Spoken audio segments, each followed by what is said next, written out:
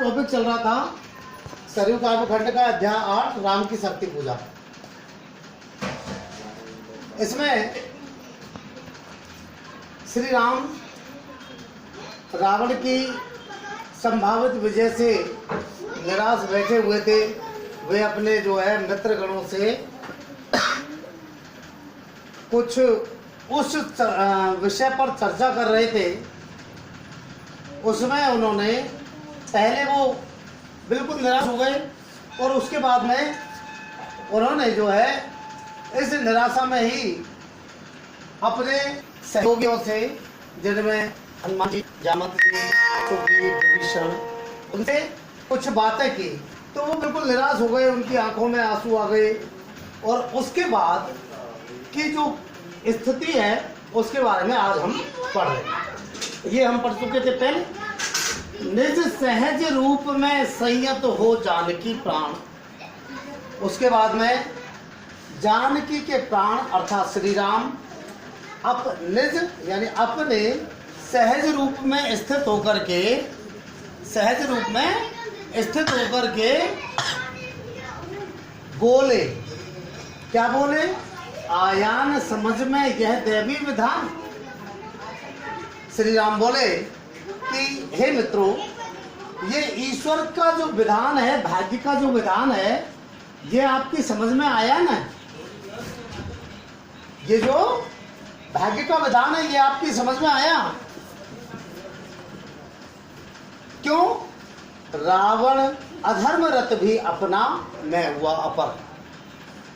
कि ये भाग्य की स्थिति है कि रावण तो अधर्म में लीन है, फिर भी दुर्गा के लिए अपना हो गया। वो दुर्गा के लिए अपना हो गया और मैं हुआ अपर, और मैं जो है पराया हो गया। अपर यानी पराया, मैं पराया हो गया। यह है रहा शक्ति का खेल समर शंकर शंकर।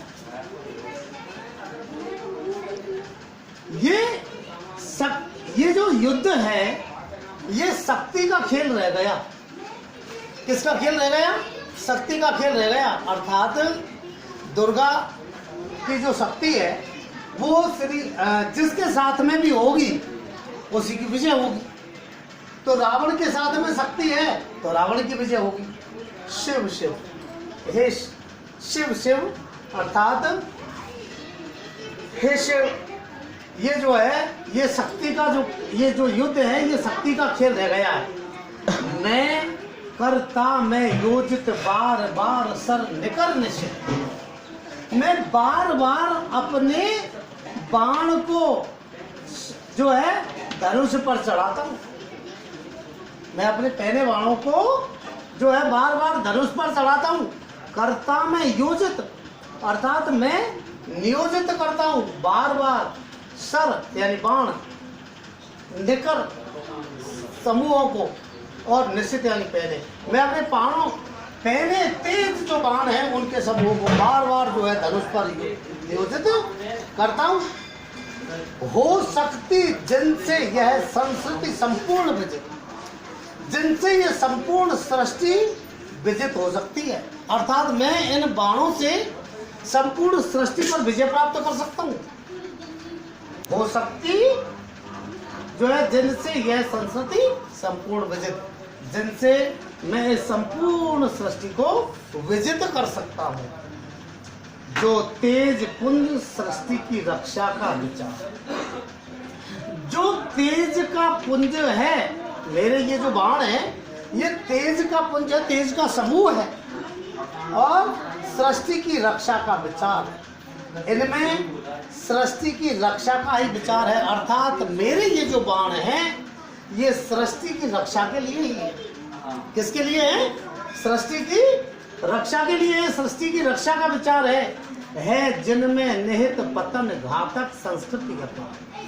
और इन बाणों में जो है पतन की घातक शक्ति भी है, अर्थात ये महाविनाश भी कर सकते हैं।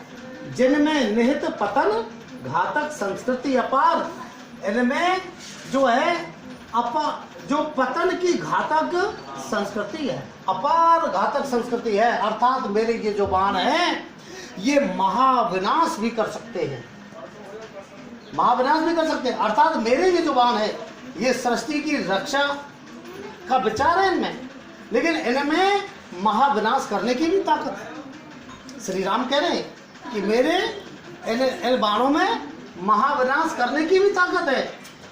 कहे हुए भानुकुल भूषण वहां मौन छलवत, ऐसा कह करके भानुकुल भूषण, भानु कहते हैं सूर्य को, कुल के आभूषण यानी सूर्य वंश के आभूषण श्री राम ऐसा कह करके क्षण भर के लिए मौन हो गए।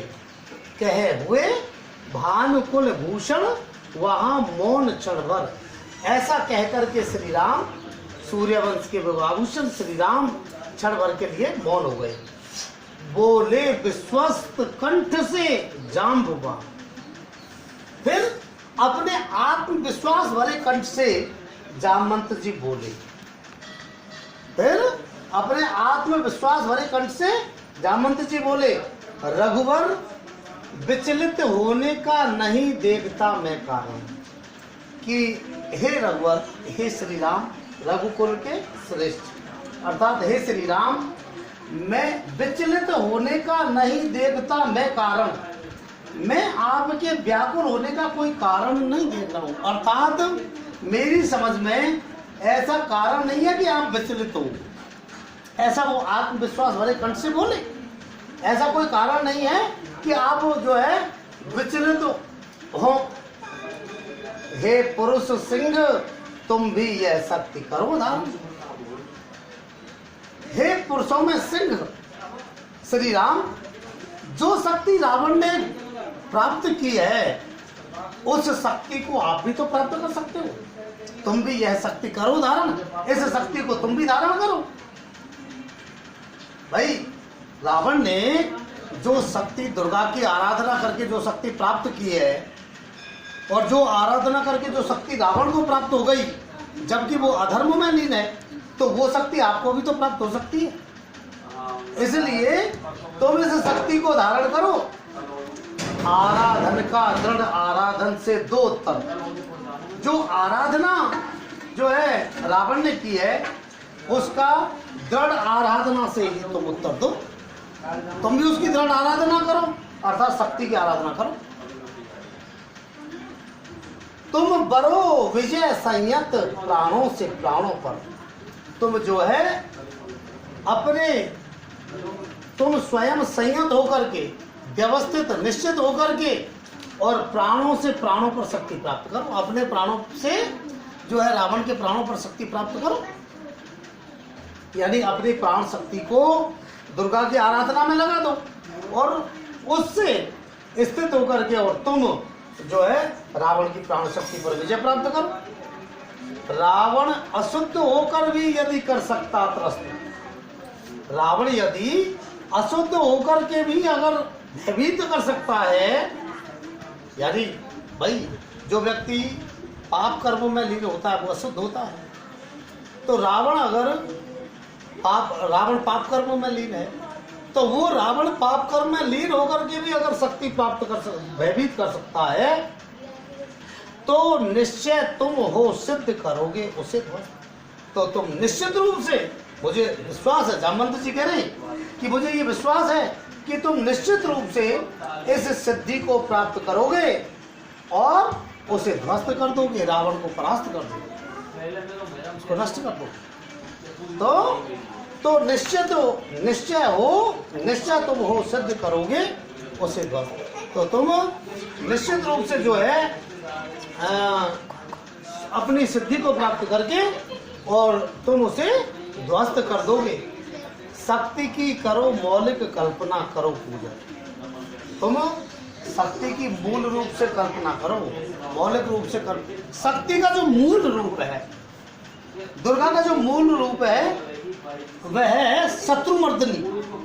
कौन सा रूप है? शत्रुमर्दनी का रूप, काली का, और उसका करो पूजन, उसका ध्यान करके और उसका पूजन करो।